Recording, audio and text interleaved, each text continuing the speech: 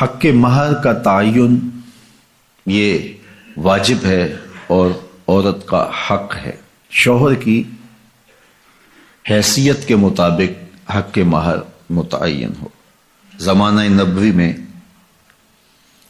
کچھ لوگوں نے حق مہر میں کھجوروں کا پورا باغ بھی رکھا ہے اور کچھ لوگوں نے بہت کم حق مہر بھی رکھا ہے۔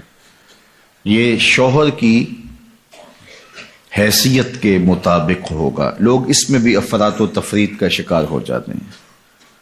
کچھ لوگ نمائش کے لیے زیادہ حق مہر رکھ دیتے ہیں جس کو بعد میں ادا نہیں کر پاتے، اور کچھ لوگ یہ نیت رکھتے ہیں کہ وہ جب ہماری بیوی بن جائے گی تو پھر ہم دیں یا نہ دیں کوئی فرق نہیں پڑتا۔ تو فرمایا گیا کہ جو حق مہر کے تعین کے وقت یہ نیت کرتا ہے کہ میں حق مہر ادا نہیں کروں گا وہ بدکار ہے۔ تو حق مہر حق بدعہ ہے، یہ عورت کا حق ہے اور اس کو ادا کرنا ہی ہوتا ہے۔ یہ شوہر کے ذمے قرض ہے، اگر وہ نقد ادا نہیں کر پایا تو پھر اس کے ذمے ادھار ہے۔ جب عورت چاہے مطالبہ کر کے اس سے وہ حق وصول کر سکتی ہے اور اس پر اس سے ناراض ہونے کی ضرورت بھی نہیں ہے۔ تو نہ تو حق مہر اتنا رکھنا چاہیے کہ جس کو ادا نہ کیا جا سکے۔ دوسرا اس کا رخ یہ ہے کہ کم سے کم حق مہر رکھا جاتا ہے۔ آج کل وہ کہتے ہیں لکھو جی شرعی لکھ لو۔ شرعی کتنا ہوتا ہے؟ کسی زمانے میں 32 روپے 10 آنے کہتے تھے اور آج کہتے ہیں 5000 روپے لکھ لیں گے۔ اچھا بیٹی والا بیچارہ بولتا نہیں، وہ مسئلہ شرعی جانتا بھی ہو تو پھر بھی نہیں بولتا، وہ ڈرتا ہے کہ یہ میری بیٹی کے سامنے نہ آئے۔ تو یہ زیادتی نہیں ہے؟